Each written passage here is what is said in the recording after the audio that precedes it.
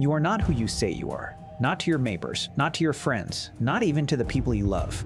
Every conversation, every relationship, every version of your life for the next 2 years might be built on a name that isn't yours. This is how undercover police officers actually infiltrate criminal organizations and stay alive doing it. Not the movie version.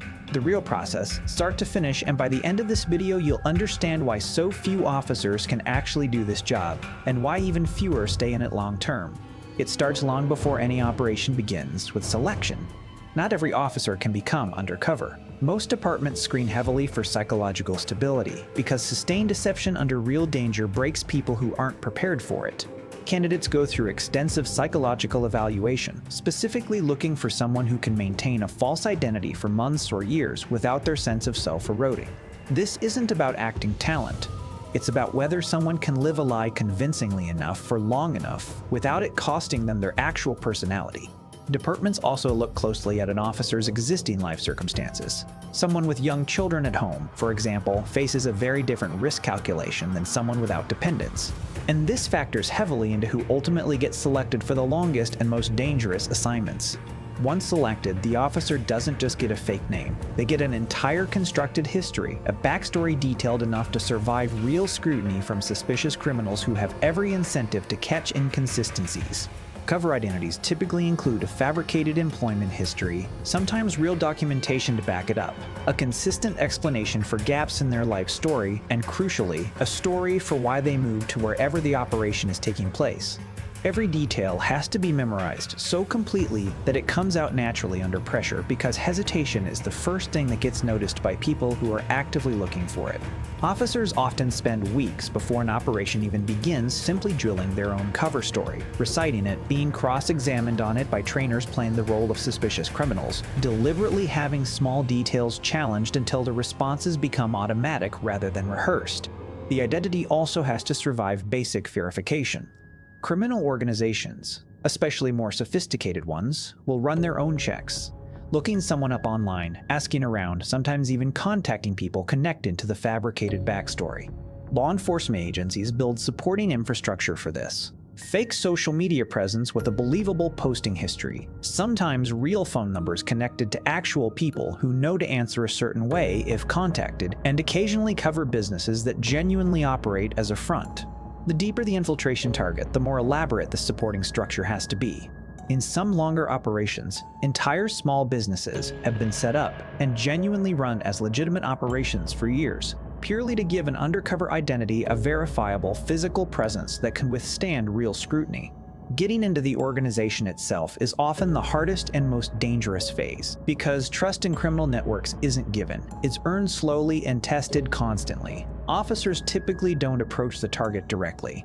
Instead, they work their way in through informants, existing contacts, or by positioning themselves in locations and situations where organic contact becomes plausible. A bar the organization frequents, a gym, a shared associate who doesn't know the officer's real identity either. Forcing an introduction too quickly is one of the fastest ways to blow an operation before it starts, because criminals with experience are naturally suspicious of anyone who appears too eager. Patience at this stage often means weeks or months of simply existing in the right social orbit, being seen, becoming a familiar face without ever pushing for access before it's organically offered. Once initial contact is made, the real test begins. Small favors, minor tasks, low-stakes interactions designed by the organization, whether consciously or not, to see how the new person behaves under minor pressure. This is where officers have to make genuinely difficult ethical and legal decisions in real time. Sometimes, staying credible requires participating in activity that sits in a legal gray area, and departments have strict guidelines about what an undercover officer can and cannot do. But the organization doesn't know those rules exist, and testing never stops. An officer who visibly hesitates at a request that any genuine criminal would handle without a second thought can raise more suspicion in that single moment than months of careful groundwork can repair. As trust builds, officers are gradually given more access, more conversations happen in front of them, more sensitive information gets shared, and eventually, if things go well, they get pulled deeper into the actual operations of the organization. This is usually a slow climb measured in months, not days. Rushing this process to get results faster is one of the most common mistakes that gets operations shut down, or worse, gets officers exposed. Experienced handlers often have to actively restrain eager officers or impatient supervisors who want faster results, because in this work, urgency is almost always the enemy of survival. Throughout this entire period, the officer is also managing something that gets far less attention than the danger itself, their real life falling apart around them. Long-term undercover assignments mean extended periods away from family, sometimes with minimal contact for operational security reasons. Spouses and children often don't know full details of what their partner or parent is actually doing, only that they're gone for long stretches and unreachable. Divorce rates and family strain among undercover officers are notably higher than in most other policing roles. And this isn't incidental. It's one of the most consistently reported costs of the job. Some officers describe missing years of a child's life in fragments, remembered only through photographs sent through indirect channels, unable to explain even afterward exactly where they were or what they were doing. There's also a slower, quieter danger that doesn't show up in any single dramatic moment: identity erosion.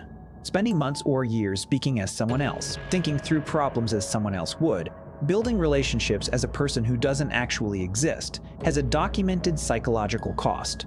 Officers describe genuine confusion at times about which version of themselves is the real one, particularly during extremely long assignments. Some maintain their covers so completely for so long that reintegrating into their actual life afterward becomes its own significant challenge, sometimes requiring extended psychological support before returning to normal duty. It isn't uncommon for officers to report feeling a strange, unexpected grief after an operation ends. Not for the criminals they helped convict, but for the version of themselves they had to become, and in some cases, genuinely liked being. Communication with handlers during active operation is one of the most carefully managed parts of the entire process. Undercover officers can't simply call their department whenever they want. Any unusual behavior, any unexplained absence, any suspicious pattern of communication can expose them immediately to people who are actively watching for exactly that. Meetings with handlers are scheduled around plausible cover stories, sometimes disguised as entirely unrelated errands, and in higher-risk operations, officers may go extended periods with minimal or no direct contact at all, operating essentially alone inside a hostile environment. This isolation is deliberate on the department's part in some ways. Fewer touch points mean fewer chances of a pattern being noticed, but it also means the officer is carrying enormous psychological weight almost entirely alone for long stretches of time. Recording evidence adds another layer of danger entirely. Wired recordings, when used, have to be concealed well enough to survive not just casual suspicion, but sometimes deliberate searches, since experienced criminal organizations are often aware that infiltration is a real possibility and take their own precautions. A wire that's discovered doesn't just end in operation. In the most severe cases, it can end far worse. This is why many operations rely more heavily on officer testimony and carefully built circumstantial evidence rather than recordings alone, specifically because of how catastrophic a discovered device can be. Some organizations are known to test new members specifically by asking them to remove clothing or submit to a search under the guise of unrelated precautions, a moment that can instantly end an officer's cover if they aren't prepared for exactly this possibility. Exiting an operation is its own delicate phase, arguably as dangerous as entering it. Undercover officers can't simply disappear one day without raising suspicion, especially after building months or years of relationships within the organization.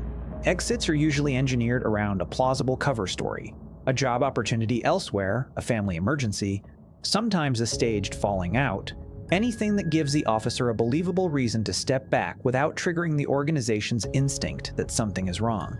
Poorly managed exits have, in documented cases, led organizations to piece together the truth after the fact, which can create serious danger for the officer even after the assignment technically ends. A convincing exit is planned almost as carefully as the entry was, sometimes months in advance, layering in small hints and setups long before the actual departure so it feels organic rather than sudden. Timing an arrest phase, when the operation concludes with prosecutions, requires similarly careful planning. If arrests happen in a way that clearly traces back to the undercover officer's specific knowledge, it can expose their identity to remaining members of the organization who weren't arrested, creating long-term risk to the officer's safety even after the case is closed. Prosecutors and law enforcement often coordinate arrest timing and evidence presentation specifically to protect the identity of the undercover source for as long as legally possible. sometimes even allowing lower-level arrests to happen first, spaced out over time to obscure exactly how the investigation actually began. Even after an operation successfully concludes, officers frequently face ongoing security concerns.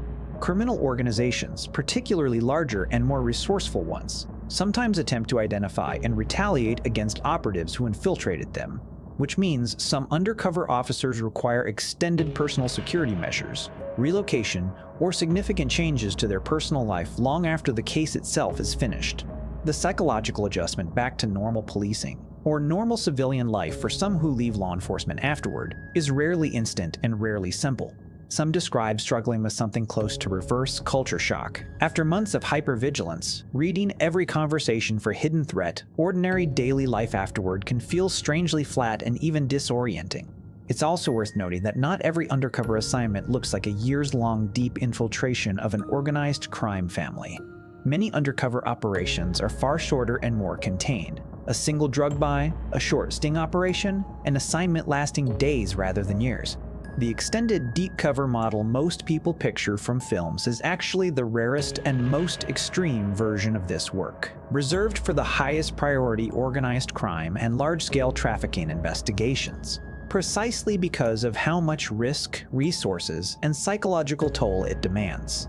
What makes this work so uniquely difficult isn't any single dangerous moment. It's the sustained, compounding pressure of performing a false identity convincingly, continuously, while genuinely dangerous people are actively looking for exactly the kind of inconsistency that would expose it for months or years at a time, often with limited support and enormous isolation. This is why so few officers pursue this path, why departments invest so heavily in psychological screening before deployment, and why even successful operations often come with real personal cost that doesn't end when the case closes. If you want to see a real case breakdown next, an actual infiltration operation, start to finish and exactly how it was eventually exposed, let me know in the comments.